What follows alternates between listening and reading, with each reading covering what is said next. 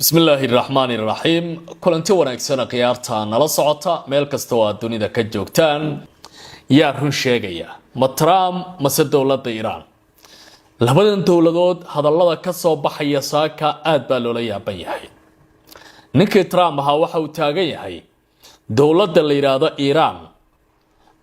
waxa si aad ay u ogolaatay in loo baaro oo la kormeero oo la fatasho sida uu hadalka isaga u leeyahay xarumihii nuclear-ka aan duqeynay balse aan u ogaano qasaaraha duqeynteena ay ka soo gaartay dawladda Iran hadalkaasi markii uu sheegay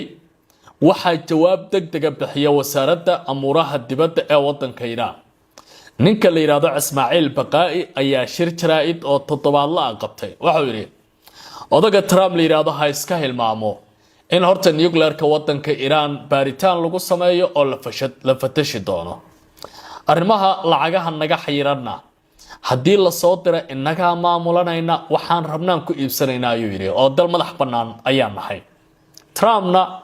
sheeko kale oo la yaab leh ayuu lacagaha wadanka Iran ka xiriiran sheegay hadii aad tan aragto waxaad isleedahay talow adduunyadaba xor maaha sida dawladaha qaar loola dhaqmo cashar weyn oo diblomaasi ah ayaa halkan ku jira oo aan rabaa barnaamijka iqyaarayna idin kula wadaago indhaha ku haya qodobada kale oo aan idin haya waxa kamid ah ninkii Netanyahu ahaa saaka faanu afka furtay waxa uu leeyahay dawladda Iran dharbaaxada aan ku dhufanay iyo dhagaaqiyeynta aan u geysanay saaxiibada la socda ee gobolka bariga dhexe jooga Tehran waligeeda ka sheekaynaysa oo sabab sawti Iran duqeysa deegaano kala duwan oo kamid ah dhulka Israel ee ka haysa Falastiin waxay Haifa ka dhacay Eilat waxay ka dhacay Beirut Sabca waxay ka dhacay Tel Aviv qudeeda waxay ka dhacay in deegaanada la haystay Qudus waxay haleelay Netanyahu ma hilmaamay war la yaab leh ayaan kuugu sheegi doonaa isla Netanyahu sheekada la xiriirta hadii aan dul taagnaado ninkii Trump waxa uu leeyahay qarash kasta iga baxo waa iga go'an tahay dawladda Iran inaan heshiis la galo Netanyahu ciyaarta dabka ku ciyaaraysa saaxiibo faraha ka qaad isaga baxalkan hana ku laaban maxaa labada oday dhaxmaray maxayse warbaahinta gobolku si gaar ah arintan ugu faaqadayaan Thomas Friedman oo wargeyska The New York Times wax ku qora iyo waliba qaar kamid ah qubarada janalada kala duwan ee Israel ka soo muuqanaya waxay leeyihiin la yaabka Netanyahu haya waligiis soo marin waliba inta Israel ay dhisnayd oo 48 laga soo bilaabo ay dawlad noqotay ilaa hadda kale waxa ku dhacaya waligeed lama arkin dawladda Oman la yiraahdo iyo waliba wadanka Iran waxa ay iska kaashadeen arrin ku saabsan maamulka mustaqbalka ee marinka Hormuz waa laga heshiiyay Trump waxa uu taagnaa meesha lacag laga ma qaadi karo hadii lacag la qaadanayo Mareykanka qaadanaya laakiin labadan dal waxbay soo kala goosteen waxbay soo xisaabteen ninkii qaalibaaf ay Ciraaq jooga kuwii shalay Masqad ka tagay warba ka soo baxaya talo Trump ma aqbali doona sheekadan iyana waan isla eegi doonaa qiyaarta inala socotay qodobadaas iyo dhacdooyin kale oo la yaab leh ayaan si gaar ah ugu faaqadayaa barnaamijka galabnimo halkaad ka daawanaysaan waa channelka Cabdicasiis Barrow oo aad si toos ah oge waa bari saaka ninkii Trump waxa uu sii daayay war la yaab leh taasoo xitaa warbaahinta adduunka ay isweydiinayaan ma Iran ba nagu cabaysa mise Trump ba geeda nagu qulqulinaya sidee wax u jiraan yaa la aaminaa doodaas ayaa haddaba warbaahintii maanta ay falanqeynayaan oo waliba si weyn loo lafaguraya marka la eego xiisada ka taagan gobolka bariga dhexe haddaba maxaa jira madaxweynaha dalka Mareykanka Trump waxa uu leeyahay dalka la yiraahdo Iran waxa ay si heer sare ah kalsooni leh la aamini karo fikirkeeda uu fiican yahay ay u aqbaleen buu leeyahay in la baaro xarumihii nuclear-ka aan duqeynay xarumahaas ma taqaanaa waa xaruntii Fordo oo aadka u weyneed ee diyaaradii B2 uu ku garaacay ninkii Trump xarunta Asfahan iyo xarunta Natanz saddexda xarumood waxay ogolaadeen buu yiri uranium ka wadanka Iran lagu bacrimiyo in la baaro oo ay aqbalaan oo guddi ka socda hay-adda atomikada qaramada midoobe loo diro oo halkaasi waxa ka jira iyo waxa ka soo baxa ay ogaadaan. dhinaca kale ninkii Trump waxa uu ka hadlay lacagaha wadanka Iran loo fasaxayo. waxa uu leeyahay lacagahaasi waxa lagu shubi doonaa account bangi oo damaanad leh oo wadanka Mareykanka ku yaala. Iranna shuruud baa ku xiran waxay wax ku iibsanayso. waxay iibsanaysaa ma taqaan. waxay iibsanaysaa buu yiri galeyda, waxay iibsanaysaa buu yiri misirta, waxay iibsanaysaa buu leeyahay haruurka ama masagada, waxay iibsanaysaa buu yiri galeyga iyo qamadiga. meel kalena kama iibsanaysaa beeralayda Mareykanka ayaa lacagtan wax looga iibsanayaa. horta shardigaas ayaan ku bixin karnaa lacagtan oo kaliya ayuu ninkii Trump taagan yahay.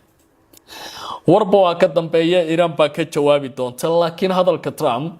sida saaka wargeysada waaweyn ee bal wax u qorayaan aan fiiriyo. dhowr qodob baa laga soo qaaday. waxa uu leeyahay Iran waxa ay si buuxda u ogolaatay in lagu sameeyo heerka ugu sareeya ee kormeerka nuclearka iyo fatashada si ay u sii socon doonaan buu yiri muddada dheer mustaqbalkana lagu hayi doono. haddii Iran aysan aqbalin buu leeyahay kormeerka nuclearka, wax wada hadal oo dheeraad ah ma jiri doonaan oo lala galo. waxa uu sidoo kale sheegay inuu diyaar u yahay in maraakiibta Mareykanka ee hareeraha Iran fadhisa oo halkooda ku hayo markii la baahdana la soo celiyo wadanka Iran ay cunaqabatayn saaraan. si kastaba Trump waxa uu sidoo kale sheegay in dib loogu celinayo cunaqabataynta Iran haddii aysan u muuqan mid waxyaabaha la hordhigay ka jawaabaysa. haye halka marka lacagaha wasaaradda maaliyadda ka fasaxda baa layidhi Iran waxaa lagu shubi doonaa account damaanad leh oo ku yaala gudaha wadanka Mareykanka oo ay gacanta ku hayso dowladda Washington si loo hubiyo waxyaabaha loo isticmaalayo accountkaasi iyo waxa ku jira. wuxuu leeyahay Trump waxa uu sidoo kale sheegay in uu ogolaaday in la qaado xayiraadda badda ee Iran isla markaana ay dhibaatooyin weyn kala kulmi doonaan dowladda Iran haddii ay diidaan buu yiri waxa ku saabsan xayiraadan iyo waliba doodaha banaanka yaala. dhinaca Iran marka arrintan ka jawaabay Trump markuu doodaasi miiska keenay uu leeyahay qamadiga iyo galeyda iyo masagada iyo haruurka waxa soo kaliya ayaad ku iibsan kartaan lacagta aan fasaxayno oo ma noqonaysa mid dowladda Iran waxa ay rabtay ay sameystaa ama hub ay ku iibsato. maadaama lacagtan ayada ay leedahay wuxuu leeyahay idinkuma ogadeen waxaad rabtaan annaga naqaana waxaad iibsanaysaan raashin beeralayda ka iibsanaysaan. adduunka horta aan ku noolnahay maanta adduunkaas waay. dowladda Iran waa ka jawaabtay. ninka Ismaaciil Baqaa'i ayaa galka seefta kala baxay. hadalkii Trumpna waxaad moodaa qodob u burburi in lagu yiri dowladda Iran oo ninkii qamani warbuu soo qaraya waxa leeyahay Baqaa'i adduunku sheeg Trump haddii uu isaga wax galo dowladda Iran cid loo meeriyay inaysan ahayn tilmaam. haddaba ninkii Baqaa'i waa hadlay waxa uu leeyahay adduunka inta noo dhiman ma aqbali doono waxa la yiraahdo baaritaanka lagu sameeyo xarumaheena nuclearka. hay-adda atomikada qaramada midoobay la yiraahdo IAEA waxa ay soo dirayaan cid ka aqbalaysa ama albaab u furaysa ama waxay arki doonaa horta ma jiro. Trump horta ku bishaarayso dhagaada ku dhacan qodobkaas faraa laga saaro odaga. qodobka labaad waxa la yiraahdo war lacagta horta ma Mareykanka iskale mase Iran iskale. haddii aad moodo wada xaajoodka iyo wada hadalka iyo isfahanka lagula soo aado inuu yahay mid taabanaya mustaqbalkeena inaan nugulnahay adeertaasi ma jirto hawshaana ma shaqaynayso. marka wuxuu leeyahay ma jiraan waxa yiraahdo oo saaran hantida Iran ee la sii daayay waxaana u adeegsan doonaa si waafaqsan danaha iyo baahiyaha qaranka. rag qamadi loo yeeriyo kale iga iibsada la yiraahdo oo lacagtooda si kala loo xalaashaysta manihin horta faan ninkii Ismaaciil Baqaa'i oo wasaaradda amuraha dibadda Iran haystay warkaas uu sii daayay. waxa uu sidoo kale leeyahay waxa uu beeniyay baa la yiri in lacagahaasi lagu koobay iibka badeecooyin gaar ah sida qamadiga iyo waxa la mid ah oo kale. dhinaca kale hay-adda atomikada ayuu isna hadal aad u kulul ku leeyahay oo waxaa muuqanaysaba in doodu aanay ahayn mid sahlan markay arrintu intaa taagan tahay waxyaabo badan oo gobolka bariga dhexe runtii saaka markaad wararkiisa iyo warbaahintaada eegto sidee wax u qorayaan adigaaba isku qoslayaba sidee wax u dhigayaan watii dhineed inta wararkan oo kale aan baahinaya aan arko ninkii Netanyahu ahaa oo xaaladda qaab qowsaynka ku jira aad ay ugu adagtaa xiisadda ayaa war sii daayay ma Israa'iil ku sasabayaa shacabka kacsan ma siyaasiyiinta ishayaan ayuu ku seexinayaa mase waa wuxuu aaminsan yahay oo dhab ahba xiisadda uu hadda ka hadlayo ninka Netanyahu la yiraahdo waxa uu leeyahay waxaan idiin rabnaa inaan idiin sheegno nidaamka la yiraahdo Iiraan dharbaaxada aan ku dhufanay iyo dagaagyada aan la helnay weligeed waa ka sheekaynaysaa oo waliba xiisadeedu waa culus tahay buu leeyahay meel ay ka soo laabatana Israa'iil ma geyn oo si aad odaga waxa uu leeyahay Israa'iil cid ay qabato oo ay meel sahlan uga soo hortay ma jirto taagan yahay aan eego wargeyska Ra'yul Yawm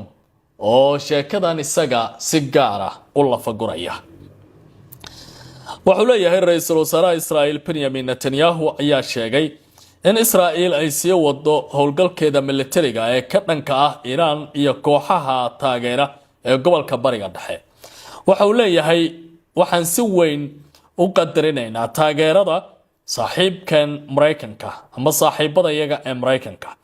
balse waxa laga maarmaan ah buu yiri in Israa'iil ay iska yarayso ku tiirsanaanta dibadda ee ay ku dhisaysa baa liiri nidaamka hubaynta oo isku dhisaysa baa liiri nidaam hubayn oo madax bannaan halka waa la sayaa waxaan dharbaaxo xoogan ku dhufanay buu leeyahay Iiraan iyo xulufadeeda gobolka hase yeeshee howlgalka Israa'iil wali ma dhamaan waxa jira buu leeyahay tilaabooyin aan sii wadi doono oo howlahan aad uga adag oo runtii muujinaya in aysan sahlanayn والله halkan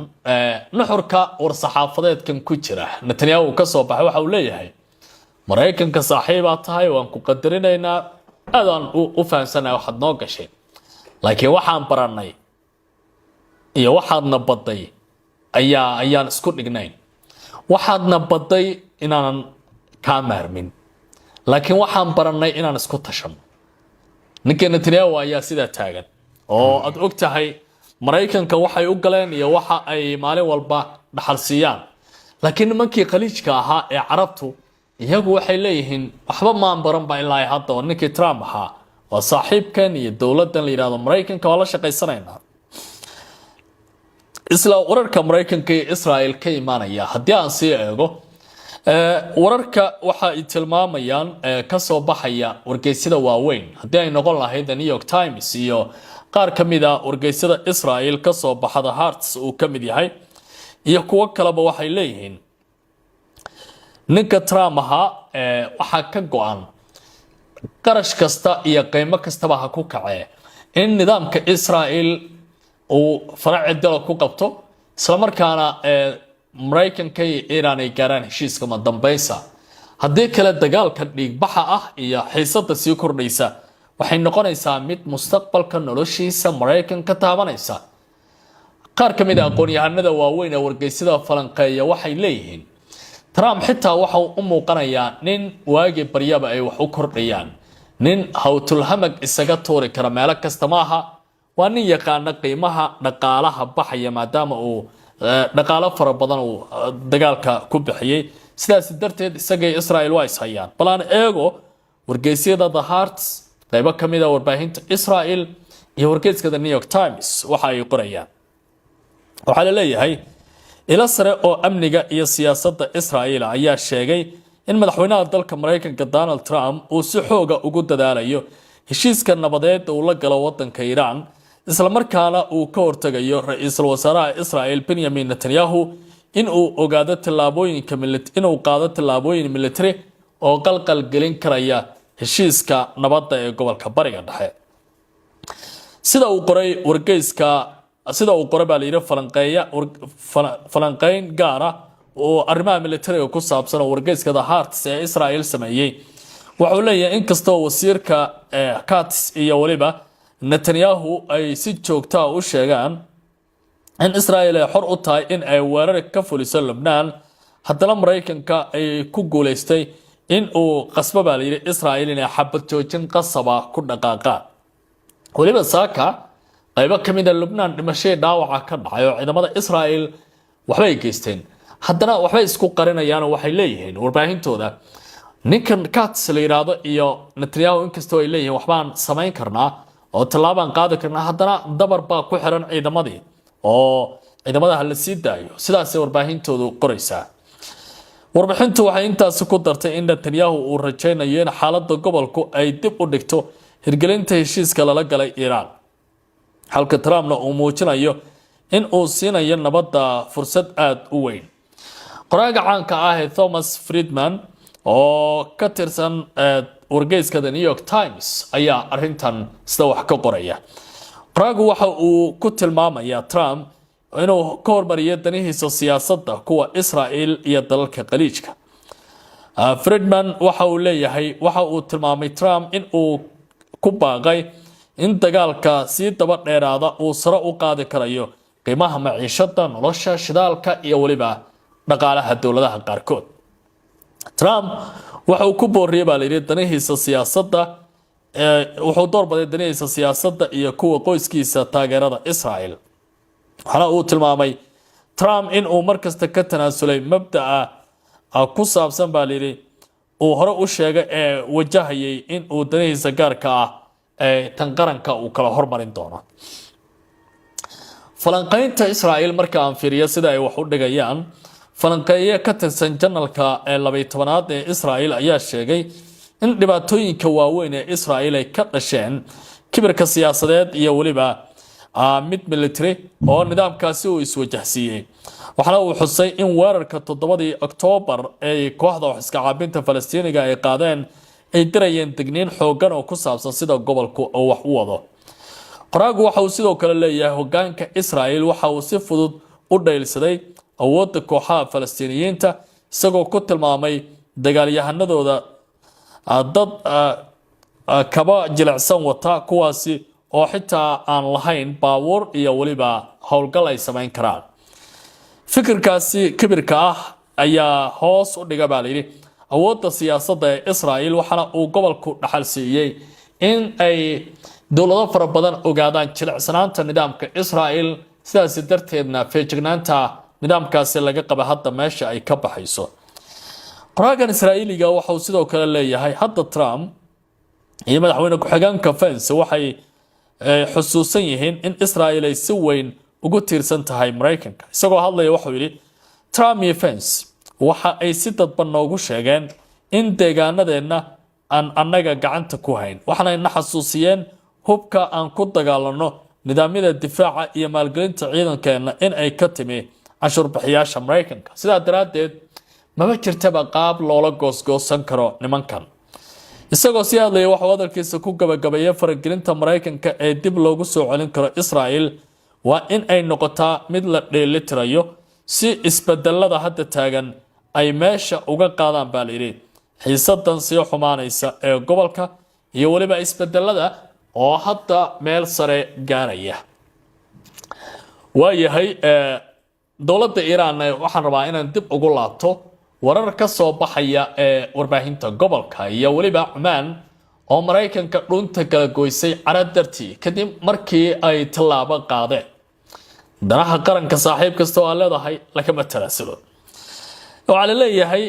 dawladda Oman la yiraahdo iyo nimankan Iiraaniyiinta ninka qaalibaaf ah waxay ka shaqeynayaan mustaqbalka hanaan wadaaga oo lagu maamulayo marinka istiraatiijiga ee Hormuz halkan waxba ka soo socda in lacag qaadi doonaan Trump waxa uu leeyahay cidaan aniga ahayn oo lacag istaahisha oo marka Hormuz ka qaadi karta ma jirta Iiraan ay caga dhigo aan eego wargeysada waxay leeyihiin sida ay sheegtay wakaaladda wararka Oman boqortooyada Oman iyo Iiraan ayaa gaaray heshiis ku saabsan wada hadal lagu maareynayo mustaqbalka marinka qodobada ugu muhiimsan ee heshiiska waxaa kamid ah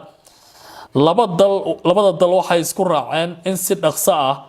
loo dhiso guddi wada jira oo ka wada hadla mustaqbalka marinka Hormuz. Oman iyo Iran waxa ay mar kale cadeeyeen in sida ay uga go'an tahay in marinka Hormuz uu sii ahaado marin biyood ammaan ah isla markaana maraakiibta caalamiga ah ay qaadan karaan tallaabooyin dowladaha amaradaasi ka yimaada ay fulin doonaan. Labada dhinac waxay sidoo kale adkeeyeen in dhammaan heshiisyada iyo nidaamyada la xiriira marinka Hormuz ay waafaqsan yihiin madax-bannaanida labada dal isla markaana ay ixtiraamayaan xuquuqda qaran ee wadamadaasi ay leeyihiin. Waxaan leeyahay biyahan meesha isaga jiray baadi cidla ah oo la iska helo maaha dowladaha Iran iyo Oman ayaa wada aga. Sidaa daraadeed cid kasta oo rabta inay dhaqaale hesho ama meeshan isticmaasho dhaqaale ay mustaqbalka hori doontaa si qasnadaha Oman iyo Iran loo gurido. Tani Mareykanka ma aqbalayo. galab wanaagsan akhyaarta nala socotay tabinta qaybtan intaas ayaan ku ebiyaa waa Cabdicasiis Barrow iyo barnaamijka maanta ee faaqidaada wararka caalamka iyo diblomaasiyadda oo aan qaybtan intaan ku hakin doono warar kale ayaa inoo iman doona fadlan ha ilmaamina YouTube-ka inaad subscribe saartaan Facebook-gana aad follow tiraadaan. Mahadsantiin.